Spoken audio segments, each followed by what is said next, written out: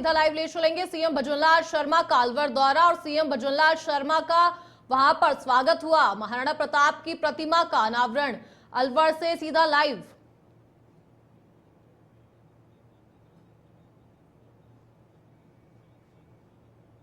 CM Bhajanlal Sharma का अलवर दौरा और सीएम भजनलाल शर्मा का वहां पर स्वागत हुआ। महाराणा प्रताप की प्रतिमा का अनावरण किया गया।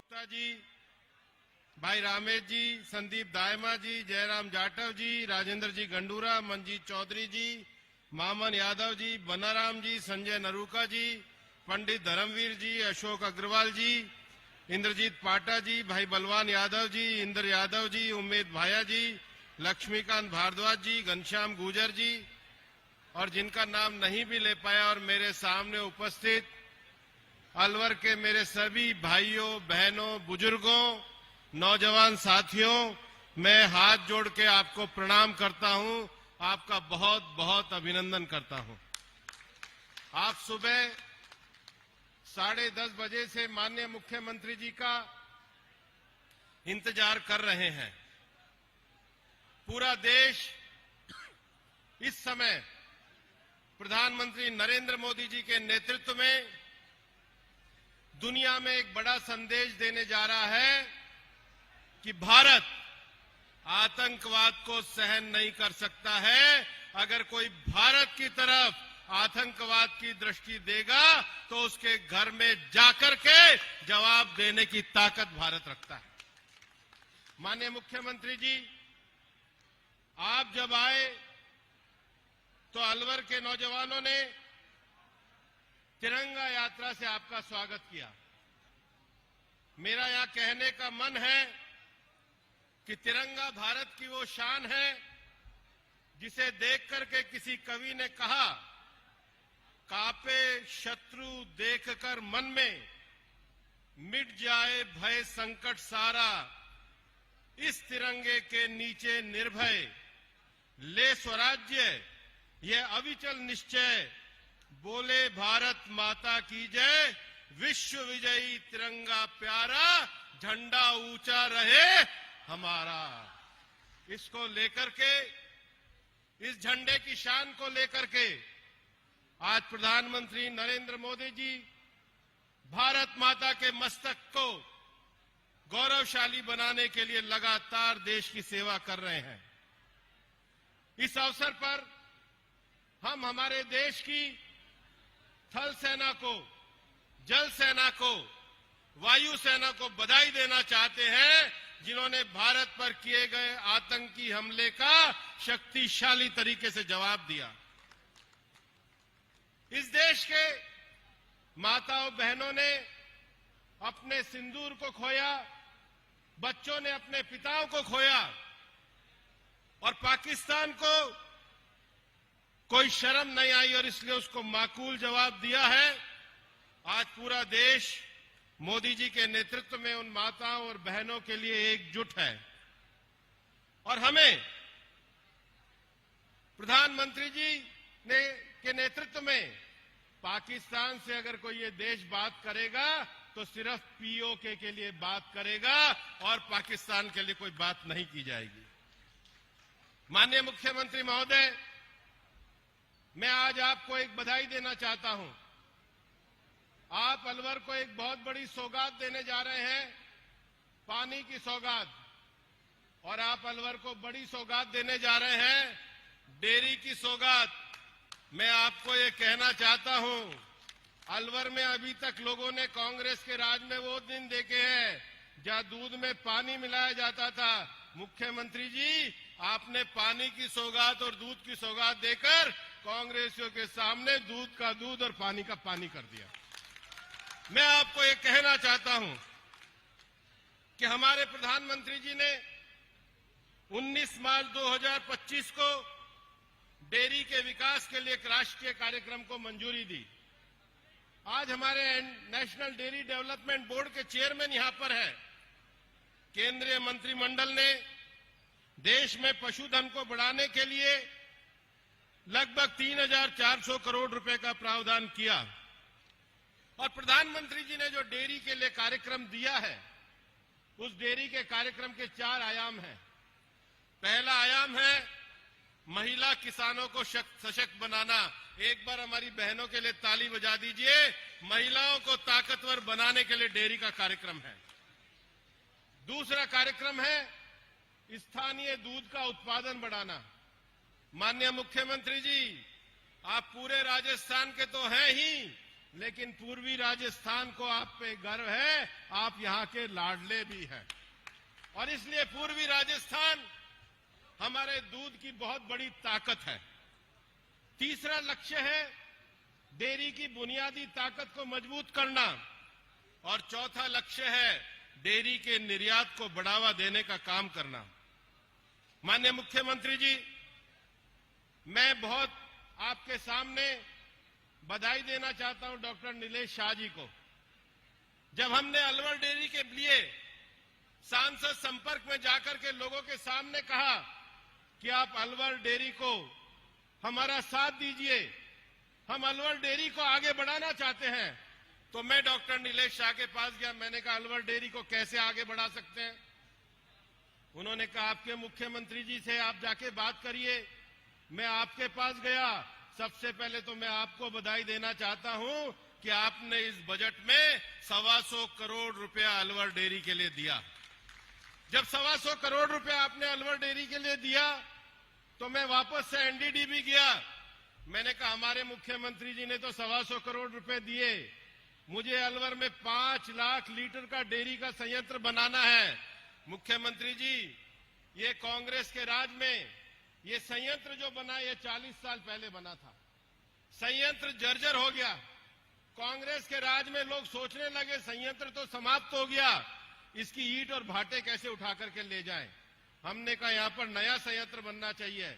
नेशनल डेयरी डेवलपमेंट बोर्ड को कहा, उन्होंने कहा हम भी 175 करोड़ रुपए 5% की सब्सिडी की ग्रांट के ऊपर आप लोगों को देंगे।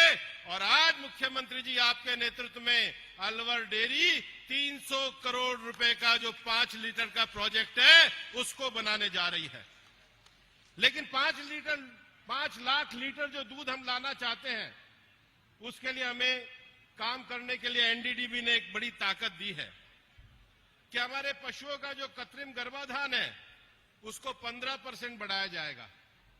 और सबसे बड़ी बात है कि जो सेक्स सॉर्टेड सीमन है, जिसमें बछिया ही पैदा होती है, इस प्रकार की जो दुनिया में टेक्नोलॉजी है उसकी भी क्षमता को एनडीडीबी में हम 50% करने का लक्ष्य ये अलवर में लेकर के चले हैं।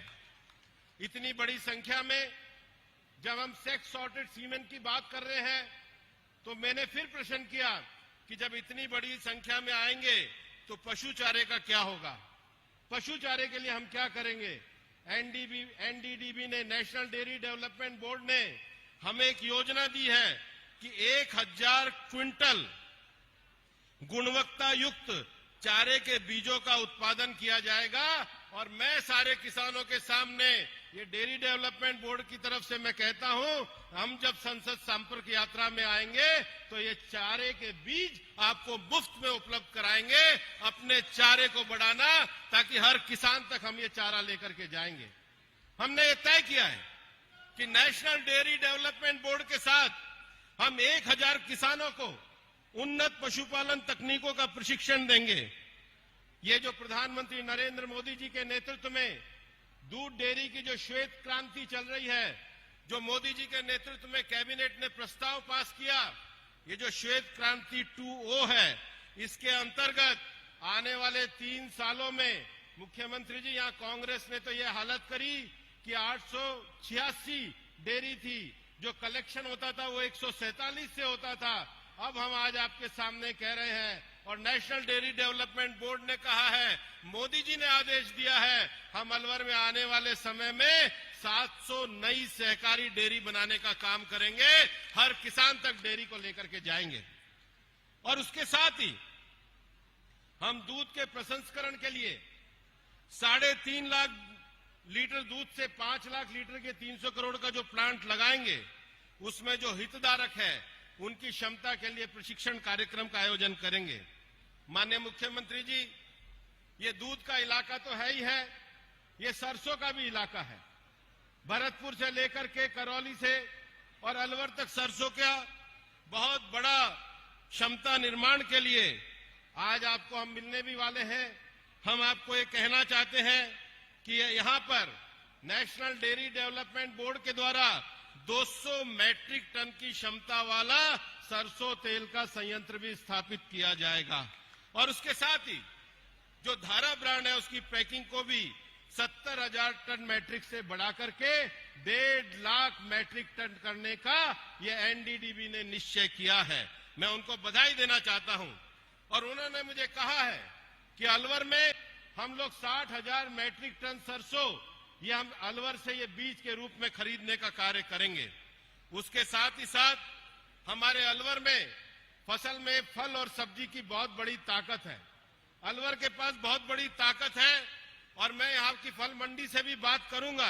एनडीडीबी ने कहा है कि 3,000 मैट्रिक टन की फल और सब्जियों की खरीद की जाएगी। माननीय मुख्यमंत्री जी, अभी जब आप राजीविका को देखने गए थे तो अलवर में चमड़े के जूती का बहुत बड़ा काम होता है। हमारे यहाँ चेयरमैन भी बैठे हैं। माननीय अमित शाह जी ने अभी एक सब सहकारी समिति की मीटिंग ली थी। उन्होंने कहा था कि जो पशु है, पशु के मरने के बाद भी उसके चमड़े से लेकर हड्डी तक का पूरा उपयोग होना चाहिए और इसलिए एनडीडीबी ने हमसे ये वादा किया है कि अलवर में जो चमड़ा और चमड़े के उत्पादों की वैल्यू चेन का निर्माण करने के लिए यहाँ पर एनडीडीबी के द्वारा हमारे चर्मकार कार्य के लिए एक सहकारी समिति की स्थापना की जाएगी, जिसमें हम अलवर में ये जो मिट्टी के पोटरी का काम करते हैं उन महिलाओं के भी प्रशिक्षण का काम करेंगे ताकि रोजगार के नए अवसर पैदा हो। माननीय मुख्यमंत्री जी, मैं एक और विषय कहना चाहता हूं। मैं देश का वन और पर्यावरण मंत्री हूं। दुनिया में आज जो सबसे बड़ी बात की जाती है वो सबसे बड़ी बात कार्बन क्रेडिट की जाती है और अभी मैं हमारे चेयरमैन को भी बधाई देना चाहूंगा कि इन्होंने अमित शाह जी को गुजरात में बुलाया था। पहली बार किसी किसान को कार्बन क्रेडिट का चेक मिला है। वो कार्बन क्रेडिट का चेक कैसे मिला है कि उन्होंने घरेलू बायोगैस संयंत्र स्थापित किए, अपने गोबर का उपयोग किया है और इसलिए यहाँ पर जो एनडीडीबी की जो सखी डेयरी है, महिलाओं की डेयरी है, उससे 3,000 घरों में 2 घन मीटर की क्षमता वाले घरेलू बायोगैस संयंत्र की स्थापना करने का काम भी हम करने जा रहे हैं। माननीय मुख्यमंत्री जी, प्रधानमंत्री जी ने एक बहुत बड़ा सपना देखा है राष्ट्रीय गोकुल मिशन का। मैं कर दूं उसकी घोषणा भी। यहाँ पर हम एक गौशाला को तीनों जिलों में एक गौशाला को गोवर्धन संयंत्र के अंदर लेकर के 50 लाख की सब्सिडी का तो काम करेंगे ही, उसके साथ ही हम एक जगह जमीन मिलने पर 500 गायों को पालेंगे और उनसे आने वाली जो बछिया है वो हमारी महिला किसानों को मुफ्त में उपलब्ध कराएंगे ताकि गौ पालन अलवर में बढ़ने का काम करे। आज मैं माननीय मुख्यमंत्री जी आपको बधाई देना चाहता हूं। हमारे इस छोटे से निमंत्रण पर आप आए हैं। आप अलवर की प्यास बुझाने के लिए आज सिली सेठ से एक बहुत बड़ी परियोजना का उद्घाटन करने आए हैं। मैं आपके सामने इस बात का विश्वास दिलाना चाहता हूं कि ये जो विकास की यात्रा प्रधानमंत्री नरेंद्र मोदी जी के नेतृत्व में चल रही है, ये जो राजस्थान के विकास की यात्रा आपके नेतृत्व में चल रही है और अलवर के लोगों को मैं बताना चाहता हूं कि ये राजस्थान के मुख्यमंत्री भजन लाल जी हैं, वही पूर्वी राजस्थान के लिए ईआरसीपी की योजना लेकर के आए हैं, जिस पर काम शुरू हुआ। एक बार जोरदार तालियां बजा करके मुख्यमंत्री जी का स्वागत करिए। बहुत बहुत धन्यवाद। जय हिंद, जय भारत।